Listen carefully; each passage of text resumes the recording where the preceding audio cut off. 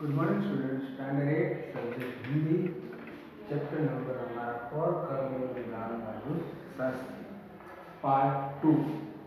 Part 1 में हमने लाल बहादुर शास्त्री के बारे में जाना था। शंकर दयाल शर्मा जिन्होंने लाल बहादुर शास्त्री के बारे में बताया है कि लाल बहादुर शास्त्री जो है वो एक ऐसे नेता थे जिन्होंने सिंपल लाइफ जी, सादगी भरी जीवन जी। तो उन्होंने अपनी लाइफ में कभी भी ऐसी जिक्र नहीं किया है कि वो उन्होंने ऐसा काम किया है, वो इस प्रकार से उन्होंने सबको हेल्प की है या फिर सरकारी तिजोरियों से भी उन्होंने कुछ नहीं प्राप्त किया है। सब कुछ हुए वो अपनी मेहनत से, अपने लगन से, अपने साहस से प्राप्त किया है। तो एक ऐसे नेता जिससे प्रेरणा हमें लेनी जरूरी है, क्योंकि ये जो नेता है लाल बहादुर शास्त्री जी, जिन्होंने अपने कर्मों को ही सबसे महत्वपूर्ण फोकस किया है। तो कर्म क्या है, कर्म कैसा होना चाहिए, ऐसा लाल बहादुर शास्त्री बताते हैं। आज कल के नेताओं को ये प्रेरणा लेनी जरूरी है। हमने पेज नंबर 20 में ऊपर से दूसरा पैराग्राफ है, वहां से हम दूसरा पार्ट हम स्टार्ट करते हैं। शास्त्री जी का संपूर्ण जीवन जो है वो श्रम, सेवा, सादगी और समर्पण का अनूठा उदाहरण है। शास्त्री जी का पूरा जीवन श्रम, दूसरा सेवा और तीसरा सादगी, इसका एक एग्जाम्पल है। श्रम करना, सेवा करना और सादगी से रहना, वर्क करना, हार्ड वर्क करना, फिर सेवा, हेल्प करना, मदद करना और सादगी, सिंपल लाइफ। तो उनके ये गुण केवल उनके कार्यों और विचारों में ही अभिव्यक्त नहीं पाते थे, बल्कि उनको देखने से ही इन सभी भावों का एहसास होता था। कहने का मतलब ये होता है कि उनके अंदर रहे हुए ये जो गुण है, ये गुण उनके वर्क में ही नहीं कि वो काम करे तब हमें पता चले, ऐसा नहीं है। वो ऐसे ही थे जिसको हम देखकर ही ऐसा लगता है कि नहीं, ये श्रम वाला व्यक्ति होगा, सादगी वाला है, या फिर दूसरों की सेवा करेंगे। उसके फेस से ही ऐसा लगता था। हम कभी भी ऐसा होता है कि किसी भी व्यक्ति को हम देखते हैं तो उसके फेस के ऊपर पावर होती है, उसका फॉरहेड होता है, वो एक पावरफुल होता है, उसका फेस ही एक पावरफुल होता है जिसके अंदर पॉजिटिव एनर्जी आती है। क्या? Positive energy. तो कुछ ऐसे खास व्यक्ति होते हैं जो एंटर होते हैं तो पॉजिटिव एनर्जी लाते हैं, मगर कुछ ऐसे व्यक्ति होते हैं जो एंटर होने से ही तुरंत नेगेटिव एनर्जी आ जाती है। तो ये नेगेटिव और पॉजिटिव एनर्जी वाली बात बताई गई है कि लाल बहादुर शास्त्री जी को हम देखें ना तो भी हम पता लगा सकते हैं कि उसके अंदर श्रम, सादगी और सेवा का भाव होगा, बल्कि उनको देखने से ही इन सभी भावों का एहसास होता था। उनके अपने व्यक्तित्व में विचारों का अनोखा समन्वय था, यानी कि व्यक्तित्व में विचारों का अनोखा समन्वय, यानी कि खुद जो व्यक्ति है उसके साथ साथ दूसरे जो व्यक्ति है उनको अपने विचार एकदम सिंपलता से कहना, और दूसरे व्यक्ति को जैसे अपने कोई एक ऐसे बीज पर वो बैठा हुआ है, ऐसा नहीं होता कि मैं पीएम के लेवल पर हूँ, सीएम के लेवल पर हूँ या किसी और लेवल पर हूँ तो मेरे साथ ऐसा बिहेवियर करो, मेरे साथ ऐसी बातचीत करो। नहीं, एक ऐसा इंसान जो सबके साथ एक फ्रेंडली बात करता था। तो एक ऐसा व्यक्ति, वे जो कुछ कहते थे वही करते थे, जो कुछ भी करते थे वह एकमात्र राष्ट्र लाभ की भावना से प्रेरित होकर करते थे। यानी कि लाल बहादुर शास्त्री जी जो कहते थे वो करते थे। ऐसा नहीं कि आज मैंने ये कह दिया और फिर मेरी इच्छा में करूँ या ना करूँ, ऐसी बात नहीं।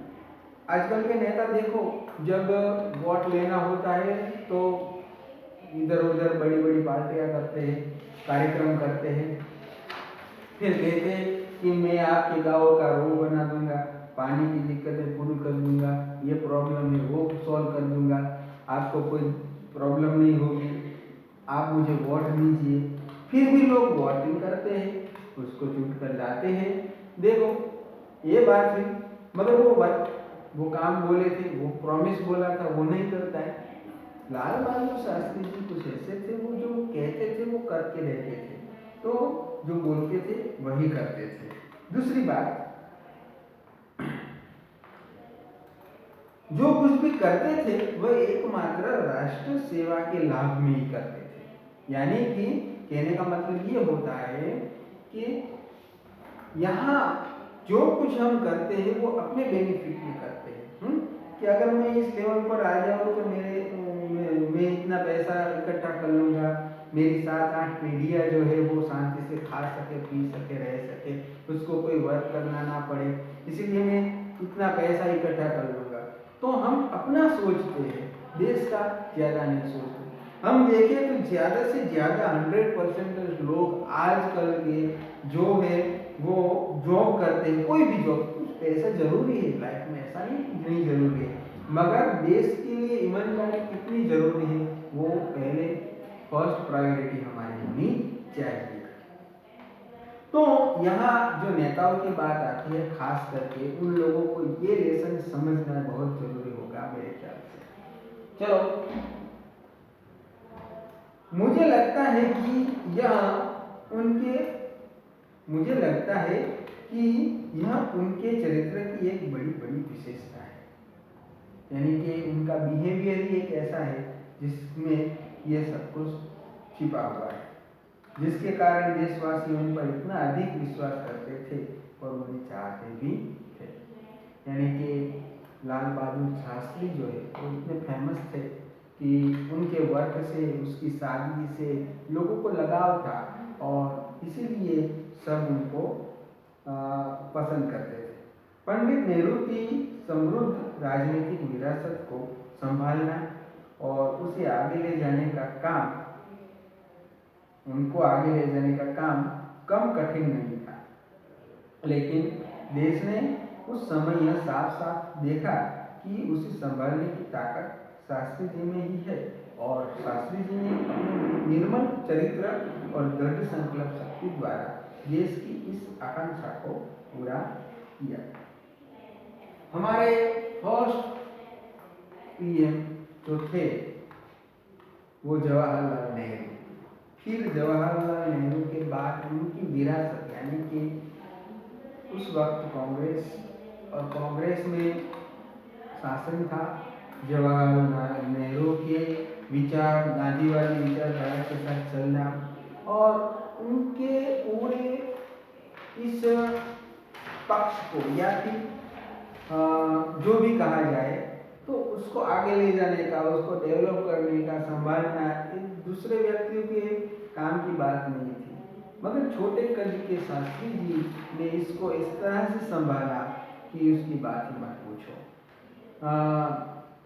ये जो राजनीतिक बातें थी जिसमें सिर्फ और सिर्फ श्रम, सेवा और सादगी के साथ चलना, साथ ही साथ अपने लिए कुछ नहीं करना, देश के लिए सब कुछ न्यौछावर कर देना, यही बात थी। अब उस वक्त शास्त्री जी चाहते तो अच्छी गाड़ियों में घूम सकते थे, शास्त्री जी चाहते तो अच्छे कपड़े पहन सकते थे, ऐसे तो शास्त्री जी ने ऐसे कपड़े नहीं पहने जो आजकल के जो नेताओं को चाहिए। आजकल के नेताओं को जो गाड़ियां चाहिए, ऐसी गाड़ियां उन्होंने नहीं मांगी। वो सिंपल लाइफ जीते थे और सिंपल ही रहना चाहते थे, इसीलिए लोग सबसे ज्यादा उसको पसंद करते थे। और नेहरू जी की जो विरासत है, उसके पूरा का पूरा जो स्ट्रक्चर है वो उनको बनाए रखने में, उसका पूरा का पूरा जो पक्ष है उसको बनाए रखने में शास्त्री जी आगे आए। फिर शास्त्री जी की एक सबसे बड़ी विशेषता ये थी कि वे एक सामान्य परिवार में पैदा हुए थे। सामान्य परिवार में उनकी परवरिश हुई और जब वे देश के प्रधानमंत्री जैसे महत्वपूर्ण पद पर पहुंचे तब भी वह सामान्य ही बने रहे। मीन्स उसका जो जन्म एक सामान्य परिवार में हुआ, यानी कि मिडिल क्लास के व्यक्ति थे। उसका पूरी फैमिली जो थी मिडिल क्लास से आती थी। पढ़ाई लिखाई जो भी कुछ कहो वो सामान्य ही था, मगर धीरे धीरे धीरे वो आगे आए, पीएम के पद तक पहुंचे, देश की सेवा की, फिर भी वो सामान्य ही रहे, एकदम सिंपल मैन ही रहे। उन्होंने कभी भी ईगो उनके अंदर आने नहीं दिया। विनम्रता, सादगी और सरलता उनके व्यक्तित्व में एक विशिष्ट प्रकार का आकर्षण पैदा करते हैं। विनम्रता, नम्र हो जाना, जैसे हम कहते हैं कि जो फल होते हैं जो ऐसे नीचे आ जाते हैं, क्यों? जो ट्री जो होते हैं वो बाउंड डाउन हो जाते हैं, क्यों? क्योंकि वो उच्च कोटि के हैं, इसीलिए उसका उसका उसका लेवल हमने बहुत बड़ा बताया है, इसीलिए सद्गुण है उसके अंदर, इसीलिए वो विनम्र है। फिर सादगी, सिंपल का, कोई बाहरी ऐसे ठाट माट नहीं जिससे चमक लगे और ऐसा लगे कि अरे वाह ये तो देश का पैसा खा रहा है और देश के ही पैसे से वो धामधूम या मजे कर रहा है, ऐसा नहीं, एकदम सिंपल लाइफ जीना। और सरलता, उसकी वाणी में, उसकी स्पीच में एकदम इतनी सिंपलता थी कि कोई भी व्यक्ति उनके पास जाने से डरता नहीं था, कि शांति से वो बात कर सकता है और अपनी जो प्रॉब्लम है वो सॉल्व कर सकता है। आजकल हम जानते हैं कि बहुत सारे ऐसे नेता हैं, जिसके नेता की बात तो जाने तो सरकारी ऑफिसर ऐसे होते हैं जिनके पास अगर हमें जाना है तो भी हमें डर महसूस होता है कि हम उनके पास जाएंगे तो वो हमें क्या कहेंगे, क्या बिहेवियर करेंगे, हमें अंदर आने देंगे, हमारी बातें सुनेंगे, हमें बाहर निकाल देंगे, हम क्या बोलेंगे, किस प्रकार से बोलेंगे, क्या वर्ड यूज करना है, ये सब कुछ हम तैयारी करके जाना पड़ता है। शास्त्री जी ऐसे व्यक्ति थे जिसके पास हम जाते तो सीधे आप जा सकते हैं, सीधे आप बातचीत कर सकते हैं, इसीलिए उनके अंदर विनम्रता, सादगी और सरलता की बात बताई गई थी। शास्त्री जी का व्यक्तित्व बापू के अधिक करीब था और कहना न होगा कि बापू से प्रभावित होकर ही सन 1921 में उन्होंने अपनी पढ़ाई छोड़ दी। महात्मा गांधी के नजदीक शास्त्री जी थे और ऐसा माना गया है कि महात्मा गांधी के विचारों से प्रभावित होकर, उनके थॉट से प्रभावित होकर 1921 में उन्होंने क्या छोड़ा था? पढ़ाई छोड़ दी, एजुकेशन था उन्होंने छोड़ दिया था। और शास्त्री जी पर भारतीय चिंतकों डॉक्टर भगवान दास तथा बापू का कुछ ऐसा प्रभाव रहा कि वह जीवन भर उन्हीं आदर्शों पर चलते रहे। गांधी जी और दूसरे थे डॉक्टर भगवान दास, ये दोनों व्यक्ति ऐसे थे जिससे शास्त्री जी के लाइफ में चेंजिंग आया और शास्त्री जी इन दोनों के थॉट पर चलते थे, प्रेरित हुए थे। शास्त्री जी के सबसे सबल में मुझे बाइबल की वह उक्ति बिल्कुल सही जान पड़ती है कि विनम्र ही पृथ्वी के वारिस होंगे। एक बाइबल का एक सेंटेंस है, विनम्र ही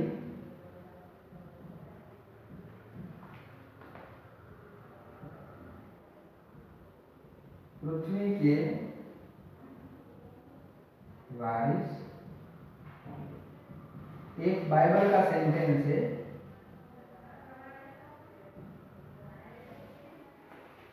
विनम्र रहना,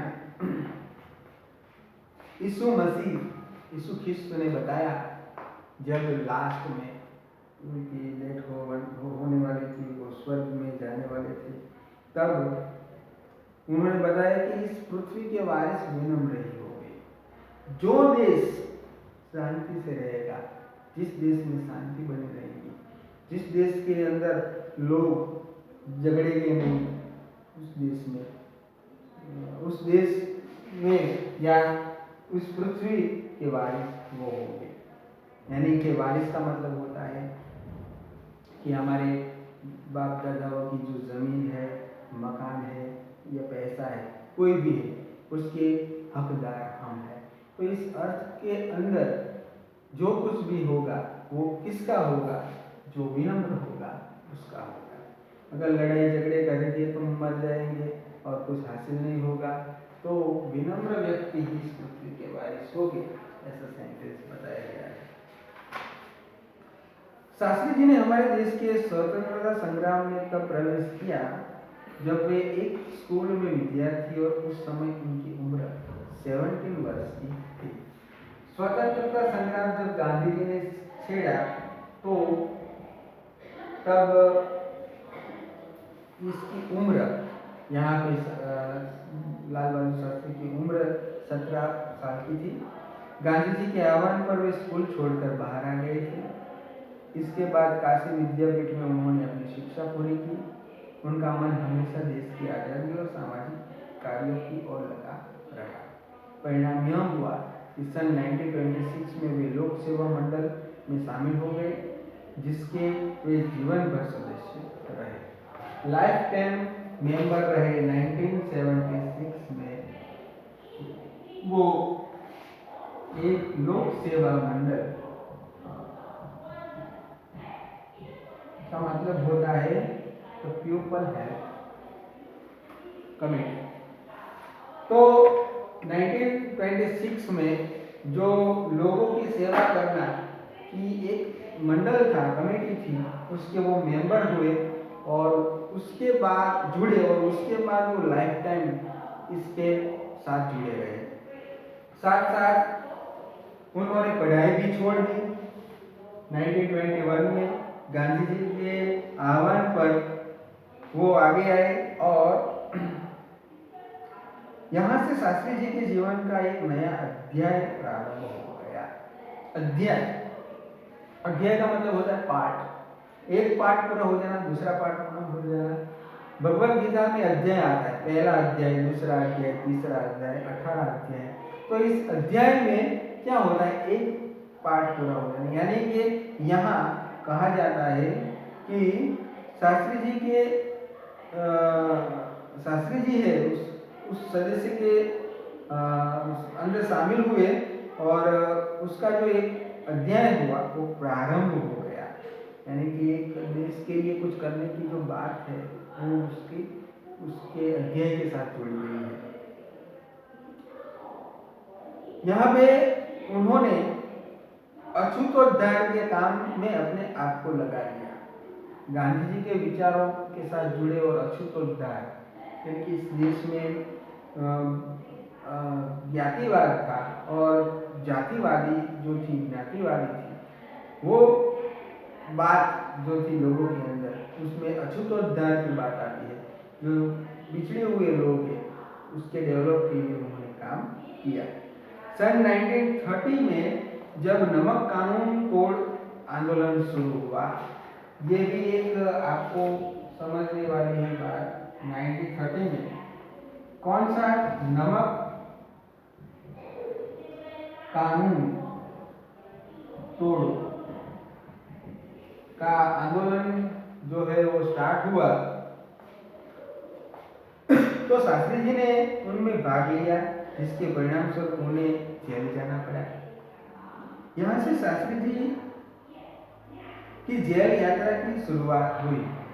शास्त्री जी की जेल यात्रा 1930 में स्टार्ट होती है और वो जेल में गए। परिणाम स्वरूप उन्हें जेल जाना पड़ा। यहाँ से शास्त्री जी की जेल की यात्रा शुरू होती है।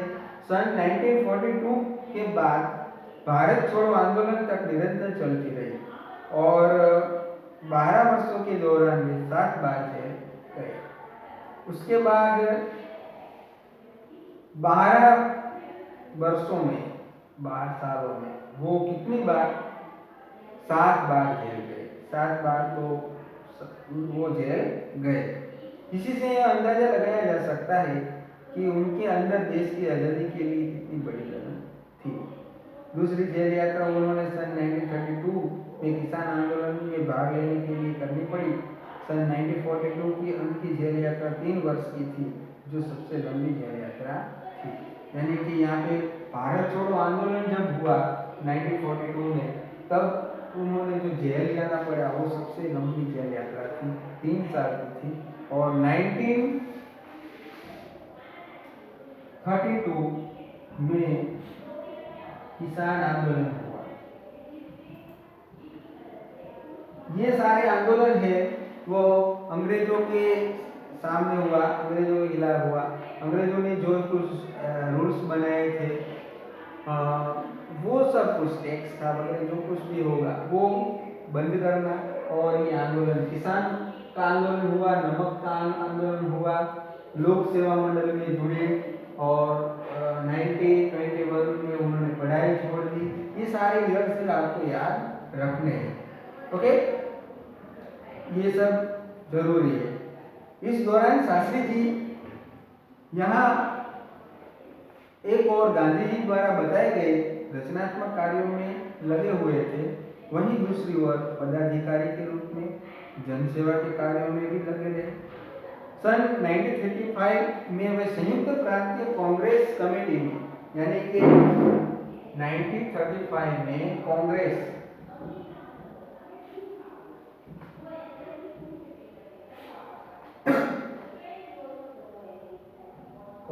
कमेटी में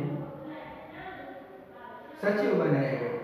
यानी कि कांग्रेस जो है उस वक्त कांग्रेस शासन था, तो कांग्रेस में एक सचिव के रूप में उसको नियुक्त किया गया 1938 में 1935 में, और उसके बाद 1938 तक वो रहे, 1938 तक वो रहे। तो 3 साल तक उन्होंने कांग्रेस के अंदर कमेटी के अध्यक्ष बनाए गए।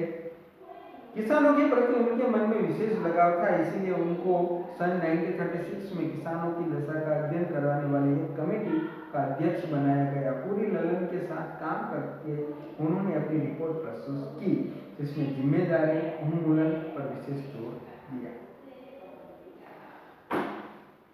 शास्त्री जी ने यहाँ पे 1932 में किसान आंदोलन छेड़ा, जब भारत एक जो ऐसा देश है जो किसान का देश माना जाता है, हाँ?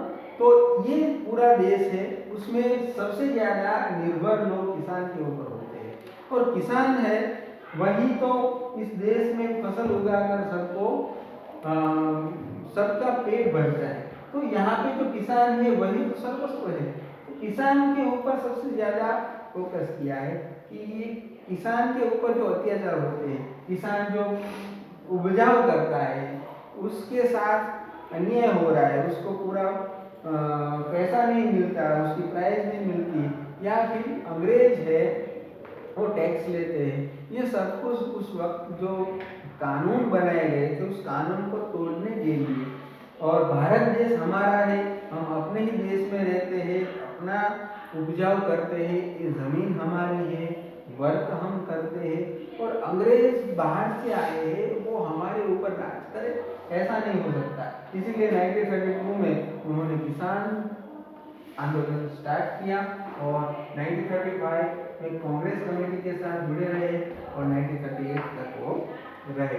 साथ साथ ये भी बताया गया है कि उन्होंने यहाँ पे जिम्मेदारी किसान आंदोलन की इसीलिए दी क्योंकि वो किसानों के प्रति लगाव उसका ज्यादा था, इसीलिए उनको ये कमेटी में एक अध्यक्ष के रूप में बनाया गया, और जिम्मेदारी और उन्मूलन पर विशेष जोर दिया। यहाँ पे जिम्मेदारी यानी कि वही एक ऐसा व्यक्ति था जो अच्छी तरह से रूल्स को फॉलो कर सकता है, और उन्मूलन यानी कि जड़ मूल से नष्ट कर देना, यानी कि ऐसा ही एक व्यक्ति है छोटे कद वाला जो पूरे रूप को उखेड़ कर फेंक सकता है। तो अंग्रेज के ये बनाए हुए रूल्स को एक ही व्यक्ति अगर उसको तोड़ कर नष्ट कर सकता है तो वो है लाल बहादुर शास्त्री। इसीलिए किसान के इस आंदोलन में उनका उनको उनको रखकर एक अध्यक्ष के रूप में रखा गया। अब 22 पेज पर हम जाएंगे। इसके बाद के 6 वर्षों तक वे इलाहाबाद की नगर पालिका से किसी न किसी रूप में जुड़े रहे। मैं समझता हूँ कि इस अनुभव में भी शास्त्री जी के व्यक्तित्व और चिंतन को नागरिकों की समस्याओं से निकट परिचित कराया। उनके पास ग्रामीण जीवन का अनुभव था। अब इसके साथ ही इलाहाबाद नगर पालिका ने जनसेवा का भी अनुभव जोड़ दिया था। लोकतंत्र की इस आधारभूत इकाई में कार्य करने के कारण वे देश की छोटी छोटी समस्याओं और उनके निराकरण की व्यवहारिक प्रक्रिया से अच्छी तरह परिचित हो गए थे। कार्य के प्रति निष्ठा और मेहनत करने की अदम्य क्षमता के कारण सन 1937 में संयुक्त प्रांतीय व्यवस्थापिक सभा के लिए निर्वाचित हुए। सही मायने में यहीं से शास्त्री जी के संसदीय जीवन में शुरुआत हुई, जिसका समापन देश के प्रधानमंत्री तक पहुंचने में हुआ। शास्त्री जी को भारतीय राजनीति की इतनी सही और गहरी पकड़ थी कि श्रीमती इंदिरा गांधी ने अपना राजनीतिक गुरु मानते हुए कहा कि उन्हीं के मार्गदर्शन में मेरा राजनीतिक जीवन शुरू हुआ। श्रीमती इंदिरा गांधी जो है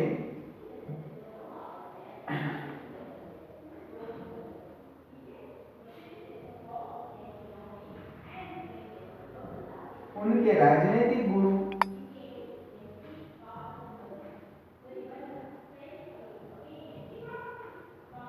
लाल बहादुर शास्त्री थे। तो लाल बहादुर शास्त्री जो है उनके बारे में ये यहाँ पे बताया गया है कि 6 वर्षों तक उन्होंने इलाहाबाद नगर पालिका के रूप में वो जुड़े रहे। उसके बाद उसको यहाँ पे शंकर दयाल शर्मा कहते हैं कि ग्रामीण जीवन का उनको गहरा अनुभव था, क्योंकि वो एक मिडिल क्लास से आए थे और ग्रामीण जीवन का इसीलिए उनको पूरा एक्सपीरियंस था कि उन्होंने सब कुछ गांव में खेतों में काम किया है, वर्क किया है। तो वर्क क्या होता है, मेहनत क्या होती है, किस प्रकार से पैसा मिलता है, लोगों को कितनी तकलीफ होती है, क्या उसमें नए डेवलप किए जाए, ये सब कुछ नॉलेज लाल बहादुर शास्त्री को पहले से था, बेसिक नॉलेज था ही, इसीलिए अच्छी पकड़ थी। और नगर पालिका के अंदर जनसेवा का भी उनका अच्छा अनुभव था, क्योंकि नगर पालिका में क्या क्या काम करवाने चाहिए उसका भी उसको अच्छा एक्सपीरियंस था। इसीलिए उनको 1937 में वो संयुक्त प्रांतीय व्यवस्थापिक सभा के लिए निर्वाचित हो गए। और ये सब सारे वर्ग देखकर, उसके अच्छाइयाँ, श्रम, सेवा, सादगी देखकर उसको एक प्रधानमंत्री पद तक पहुंचने में सफलता हासिल हुई। तो हम देखते हैं कि उस वक्त प्रधानमंत्री बनने के लिए कोई ऐसे व्यक्ति सीधे नहीं बन जाते थे। यहाँ पीएम बनने के लिए कितनी सारी मेहनत करनी पड़ती है। आप इस लेवल पर पहुंच जाएंगे, तभी आपको इस नजरिए से देखेंगे, तभी आप उस लेवल तक पहुंच सकते हैं। सीधे नहीं कि इसको ये बना दिया और इसको ये बना दिया, नहीं, पूरा का पूरा एक्सपीरियंस होना चाहिए। आज हम जानते हैं कि हमारे पीएम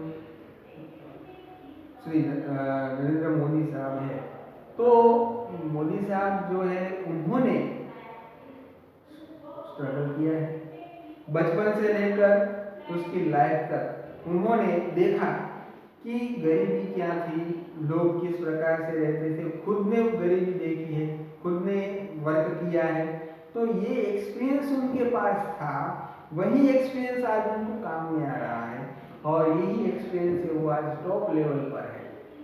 अगर किसी ने कुछ देखा ही नहीं हो, गरीबी नहीं देखी हो, वर्क नहीं देखा हो, कुछ नहीं देखा हो, किसान के प्रति क्या वो अपनी लगन महसूस कर पाएगा। तो कहने का मतलब ये होता है कि अगर आपको कुछ पद हासिल करना हो तो आपके अंदर पहले ही स्किल होनी जरूरी है। लाल बहादुर शास्त्री के अंदर ये सब कुछ था, इसीलिए उसको यहाँ पे कर्मयोगी लाल बहादुर शास्त्री नाम बताया गया। इस लेसन में जितने भी टॉपिक आएंगे वो सब वर्क के साथ जुड़े हुए हैं, इसलिए याद रखना।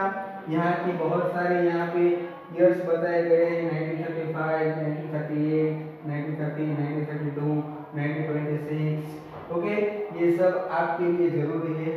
तो इस लेसन में वर्क के साथ जुड़ी हुई बातें यानी कि कर्म के साथ जुड़ी हुई बातें लाल बहादुर शास्त्री हम यहाँ तक रखते हैं। आगे का जो है 22 पेज का मेरे